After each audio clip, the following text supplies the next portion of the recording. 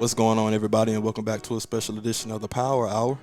And I'm pleased to be joined by none other than Coach Gary Redus of the national champions LSU Tigers. Redus, hard. Redus, okay, my bad. I got you. I've been having to do that my whole life. I got you. Hey, we might have to redo that or something, Coach. No, we're gonna let it flow naturally, man. Keep it. Hey, we're gonna let it flow naturally. Everybody make mistakes. My bad. Hey, I was really supposed to ask you that, but before we even got started, man, I told myself to. But nah, man, appreciate you taking time out of your busy schedule, Coach, to join me, man, here on the Power Hour. Just start out by introducing yourself to everybody out there who may not know who you are, Coach. Gary Redus. I'm an assistant coach for LSU women's basketball. I'm from Decatur, Alabama. This is my first year at LSU. I specialize in kind of the recruiting efforts and player development, and we won the national championship this year, and that's why I'm here. So kind of talk about this season, Coach. I mean, I know you guys were national champions. Congratulations once again on that accomplishment. 34-2 overall. You made a significant run throughout the tournament, facing a lot of tough quality opponents. So just kind of talk about how was this season for you personally and this team overall? I mean, this season, it was a crazy one. I think kind of the main thing was just piecing it together. We had 9 new players. It was a ride, man. It definitely was a ride. We have some personalities on that team, but I think it all worked out. I think dating back to the summer when they were playing pickup and everybody was talking about how intense kind of the pickup sessions were, just how competitive they were, how much talking was going on. The girls did a whole lot of talking. As you probably can see, the girls talk, right?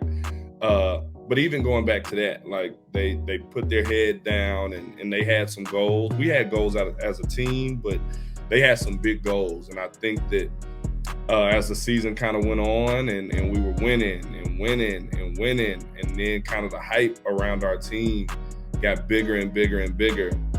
I think we started to see that we could do some special things. The game against South Carolina was huge. It was so hyped up. It was so crazy. But we got humbled a little bit. And I think we needed that. But, kind of came back out, refocused, finished SEC season strong, went into the SEC tournament. Won a game, got beat by Tennessee. That was one that we were all kind of upset about because we were waiting on the rematch with South Carolina. But lost that game and went into the tournament with a little bit of a chip on our shoulder. And I think that helped. I think that helped us a whole lot. And, got into the tournament and we just wanted to take it one game at a time. We didn't know how it would go. We didn't know how the matchups would go. We didn't know what it would look like, for real. But the girls went out there and they took it personal. They took it personal that we were a 3 seed. They took it personal that, we didn't get a whole lot of respect nationally towards the end of the season. And I think the girls had something to prove. And every single game we went out there. And it was some highs and it was some lows and it was some scary moments. And I almost had a couple heart attacks. But, got to the Final Four, and I think, things happen how they happen, and we got out of there with a national championship. So kind of talk about this year's team, Coach. I mean, I know everybody knows Angel Reese and the Flow Master. I mean, from Angel to LaDeja, I mean, everybody, we're going tonight to go to the watch party for LaDeja, hopefully, in hopes that she gets drafted.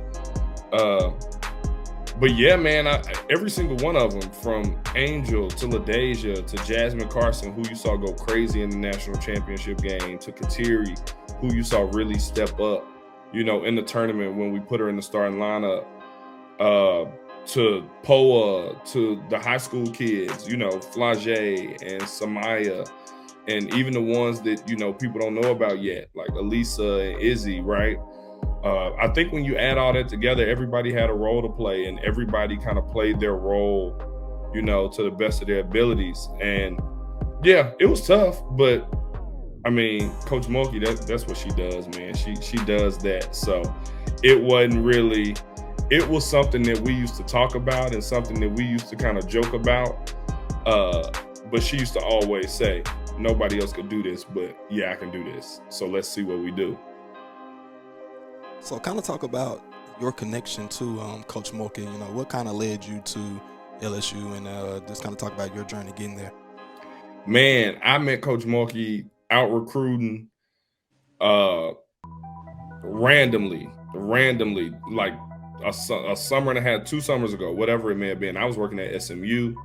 We were both she was sitting down watching Michaela Williams, who signed with us. And I was recruiting a kid on Michaela's AAU team. And it just so happened, Daphne Mitchell, who works at LSU, she was there with Coach Mulkey, and Daph and my wife are best friends. So I sat down by Daph, wasn't nothing. I'm just sitting down recruiting. Coach Mulkey was right there. I introduced myself. What's up? Nothing major. We just sitting there kind of watching the game. We just happened to be going kind of from game to game. We were all kind of at the same game. So over the day, we kind of got to know each other a little bit. We sat down. She loves baseball. My dad played baseball. So we sat and talked about my dad. We sat and talked about basketball. She was asking about all these different types of players. And that's kind of my theme. Gary Redus. He's a nerd when it comes to recruiting. You can't ask him about any player, any program. He just flies out of his mouth, and it keeps me energized. Like I know everybody. I know what's going on. Like that's kind of, I try to make sure that I'm on top of kind of everything. So she had a lot of questions about just random stuff, and I knew the answers. And when she had an opening on her staff, randomly, I was doing workouts at SMU, and I had a text from a number I didn't know, and it was her. And she called me that night, and she offered me the job that night. And, here we are. And I think, my journey as a whole, like you said when we were talking a little bit before we got started, like I come from a background of playing ball. I played ball at South Alabama. I graduated from South Alabama. I went to Centenary in Shreveport for a year. Then I played ball overseas for about 5 or 6 years. Had an injury, tried to get back to playing. Wasn't really what I wanted it to be. Decided that, I'm kind of done with this. Didn't know what I would do. My sister asked me if I wanted to come there and be a graduate assistant. And she was at the University of West Georgia at the time, Division II program. And I was like, all right. I really didn't know what I wanted to do. But I knew I was going to keep playing until I figured it out. And that was kind of the aha moment. So I stopped playing. I went there. I was there for a year. After that year, I was getting ready to go back, and finish my graduate assistantship, and randomly got a call from Delta State. And got the call from Delta State. They offered me a job. I moved to Cleveland, Mississippi. That's right around the time, like right before that was like right when I met my wife now. And I moved there. I was there for like a year and a half, and got a call from Sharika Wright at Vanderbilt. Stephanie White was the head coach. I ended up talking to Steph and went down there, visited, saw everything. They offered me a job, which was crazy, which is unheard of, to go from a Division II school to a SEC school. It happened. I was there for 3 years. Unfortunately, we got let go at the end of my 3rd year. My wife was pregnant with our 2nd child at the time, and man, I had to make a quick move. I didn't know what I wanted to do, but I knew I wanted to get to a bigger city that could take care of my family and my wife at the time and everything we needed for the pregnancy. I got a call from Toyelle Wilson. I got an Instagram message from Toyelle Wilson, pretty much saying she wanted to talk. She had an opening on her staff at SMU. She had just got the job. I talked to her. I talked to my wife about it. I was like, let's go do it. We went there. And then the thing with Mulkey happened. I was at SMU for a year, and then got the text and then the call from Coach Mulkey, and here we are. So with you growing up around baseball, you know, with your dad playing professional ball and all that, why not the baseball route for yourself, man? Man, baseball. I didn't even like going to baseball games when I was young. Like my sister played basketball. My sister played everything, right? My sister is a great athlete. She ended up playing basketball at the University of Alabama. But that's what I remember seeing growing up. Like I remember my dad was at like the end of his career as I was growing up. So, you know, I was always at baseball games growing up, but that's not really that was never my thing. Like I used to spend a whole lot of time at my sister's practices and games and workouts and everything like that. So basketball immediately was kind of what I wanted to do from as far back as I can remember. I don't even really remember not having a ball in my hands and not playing basketball and not being around basketball. So although my dad played baseball, like I felt like my childhood was more centered around basketball. So what would you say has been your motivation along your journey, man, whether it's been as a player or as a coach now? What has been your fuel to the fire for you, man? I really just wanted to prove myself right. Like I've been feeling this way about myself. Like I've always felt this way, and I think the people close to me have always felt this way too. But whether it be in high school, like I had a late growth spurt, and I didn't get the offers and the accolades that I felt like, you know, not necessarily that I deserved. I didn't kind of do what I needed to do on the court all the time, but I always knew I could hoop, like, and I always was like, whenever I get my chance, like I'm going to run with it. And it wasn't really with basketball. I played pro, but that didn't really do what I felt like it should have done, and that didn't do kind of what I needed. And getting into coaching, like I've always felt like I was one of the better at what I do. I feel like what I do is very unique. And I felt like I was one of the best at that. Like I always felt like that. And I always just was like, somebody give me a chance, I'm gonna prove them right. One of my first conversations with Coach Mulkey, maybe in the first conversation with Coach Mulkey when she offered me the job, I told her, I was like, I'm gonna make you look like a genius. I was like, I'm gonna make you look like a genius. And in true Kim Mulkey fashion, her response was, you better. Hey, it looked like it happened too, though. It looked like it happened, so, you know. It did. So there's been a lot of criticism from the outside and the media and all this other stuff from outside people that really don't matter since you guys have won the national title. So what would you say about this team, and what would you say to those people who are the ones that were talking? We won the national championship. Like all that other stuff that people. I just really this not to cut you out. Shut the critics down for me, man. That's in other words, shut the critics down. Look, man, we won the national championship. These girls work really, really hard. Like I know it may seem like they talk too much, or you know, they celebrate too much, or they do this and they do that too much. But who cares? Like if you can go out there and back it up, like our coaching staff and our girls that play, like we are about basketball. And we are about the essence of basketball. And in the fabric of basketball, growing up, like all us talk trash. Like we all do that. We do it to the girls and they do it to us. And then they get out there on the court and they do it to the other team too. And it just kind of is what it is. They're having fun. When they aren't doing that, they aren't having fun. They aren't comfortable. They aren't feeling like themselves. And when they aren't, one of us will go up to them like, hey, you getting cooked by old girl. Something wrong with you. You better pick it up before you be on Twitter looking crazy, right? And they feed off that. And I think that it's not fair to call our girls certain things or to say certain things about our girls as if they don't put the work in. They work hard. They work hard on the court. They work hard off the court. They work really, really hard. And we deserve this. And no matter how you slice it up, we won the national championship. So the hard work paid off. So whatever talking that they were doing and we were doing all throughout the season, they backed it up. So I don't think that there's much that anyone can say. You can call us classless. You know what I'm saying? Like you can make any of those, you say any of that. Like our girls, they are secure enough in themselves to know like what's what. And they're savvy enough on social media to ignore the little silly stuff. So Yeah, you can say whatever you want, but at the end of all that, make sure that you add national champion on the end of that. Big fat, because hey, I was even saying it on our live radio show the other day to my co-host. I was saying, man, that's a part of sports. Talking trash, it don't matter what sport it is. It's a part of it, and a big part of it is if it was the men's side of it, I don't even think this would even be a conversation.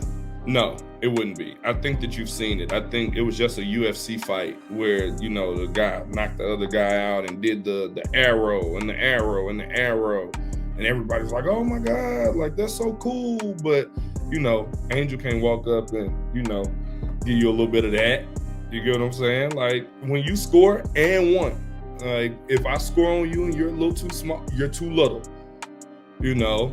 If I block your shot, give me that. Like, it's natural. Like, these girls have seen that growing up. Like, a lot of these girls, they always say it. Like, they play with guys coming up, you know, that they come from places that embrace that. So you can't make these girls be something that they're not. Like, I think that's the beauty of our program. That's the beauty of this team. Like, that is the Kimioki Effect. Like, she lets these girls be unapologetically them. Like, and they love that. So, yeah. How do you think we, I say we, because this is as a culture, so sports fans and everybody that's, you know, that watches sports, how do we bring more respect to the women's game? Because I don't think they get the respect and the credit that they do for the work that they do. You just keep going, man. I think that this year saw some important steps. The women's game is growing. You know, 9.9 million viewers for the championship game. That was more than, you know, any sporting event, right? Over the past whatever. You mix that in with the game we played against South Carolina. You know, they talked about that. I say it was bigger than the Super Bowl, but you get what I'm saying? Like, there was talk about it. People were scheduling their day around that game and the Super Bowl. So I think when you just have certain conversations, I think when you have a star and different stars and different personalities, people want to be entertained. You get what I'm saying? And I think that the pure basketball in women's basketball is very entertaining, but there has to be something to draw people there. So I think the thing that can draw people there are the personalities and, you know, the discussions and the debates. And I think our team in particular, we got Angel, who was blocking shots with shoes and then tweeting after the game about it. You get what I'm saying? Like, Flage was on America's Got Talent, then came right back to practice. Right. And then we won national championship and her song was playing over the intercom.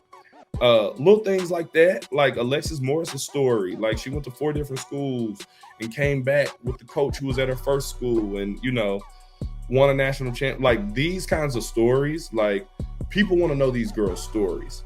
But I think that mainstream media kind of focuses on the same 1 or 2 stories all the time, or 1 or 2 types of stories from kind of the same types of players or, you know, athletes or whatever it may be. I think it's just expanding that. But I think when you see the success of kind of this story, because it's a different type of story, I think you can build on that. I think you can really build on that. And I think that our girls did a good job of embracing that. And, you know, I think that all these young ladies coming up, man, it's some dogs coming up. You know, we get to see it firsthand because that's what we go out and do. We see these girls from a young age. And these girls are really in tune with what's going on, like in basketball, in culture, in social media, and all that. So I think with that, the game will kind of organically continue to grow. One of my final questions would be just kind of talk about what do you think it'll take? I know as you just said it, you guys have a lot of, you know, ammo still in the chamber, you know, coming up.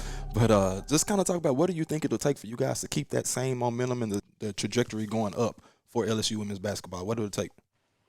Oh, it's up. The trajectory is up. It's already there. Yeah, Well, how do we keep I it there? mean, I should say then. How do we keep it there? we gotta Because keep you have working. reached that point, but how do you keep it We there? have to keep working, man. I think Yeah. that's all it is. And Coach Mulkey, it's no letting her foot off the gas. And as long as her foot on the gas, she make our feet Everybody be else on the gotta gas. go She with her, don't huh? play.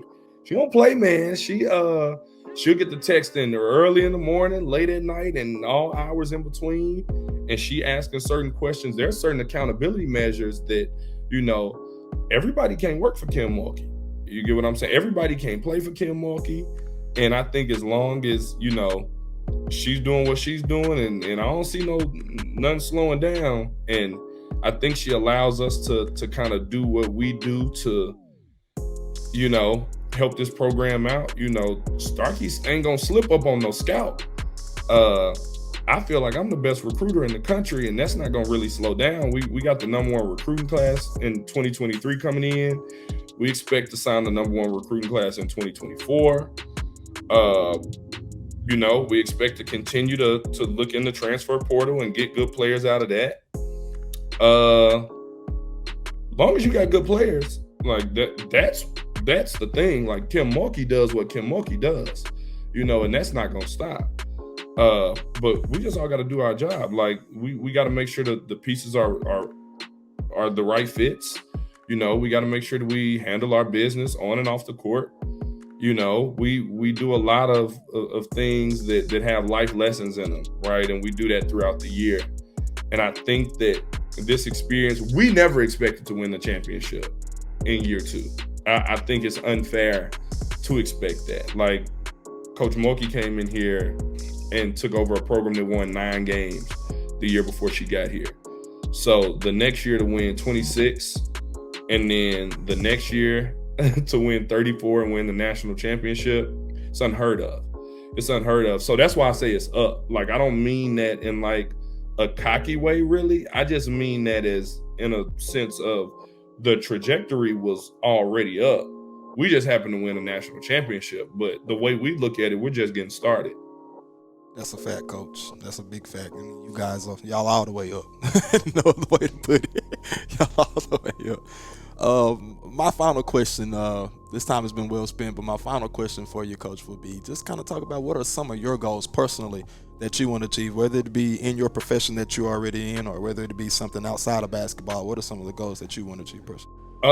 My primary goal is just to, really make my family proud. I want to make my family proud. I want to make sure that I get to a point to where life is really, really easy, for my wife and for my kids and my entire family. Like that's what I want to do. I think professionally, I want to be a head coach one day.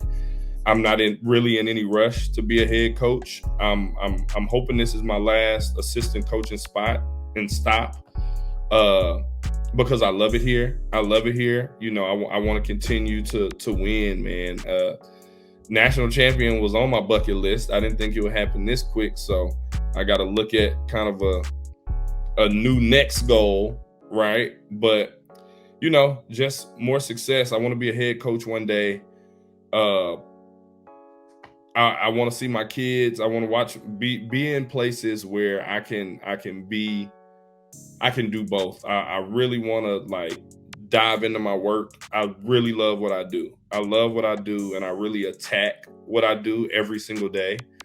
So I want to be in spots where I can continue to do that, but I really want to make sure that I'm somewhere where I can have work-life balance. And that's one thing that I get here, and that's one thing that makes me really appreciate being here.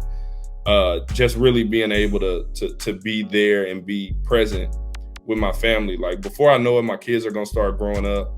I don't know if they're going to play sports, but they'll probably be tall. So they'll probably play sports or something. And I really just want to be active and be around for that. But professionally, I think kind of the next step for me naturally is, I want to be a head coach somewhere. But again, I'm not in any rush to go do that. I'm really happy where I am. So I just want to keep going. I really, really just want to keep going. I think outside of women's college basketball, one day, I think I would like to coach in the NBA possibly.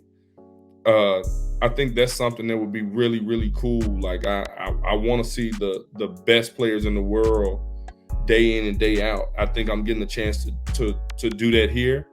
But I think on a professional level, like that would be a dream of mine to coach in the NBA one day. So we'll just kind of see. I'm taking it kind of one day, and with little kids, you got to take it 1 minute at a time. You never know when a tantrum may be coming. So you gotta be quick on your feet. So I'm just enjoying this moment that I'm in right now. And, you know, whatever I'm blessed with, and whatever happens. But right now, I'm just enjoying this moment. So I know I said that was it, but you got 30 seconds. Give me the best recruiting pitch that you got. 30 I would seconds. want to come to LSU because I would want to be coached by Kimioki. Coach Mulkey allows you to play free. Coach Mulkey not all in your business. Coach Mulkey doesn't micromanage you. Coach Mulkey just wants you to play ball and play hard.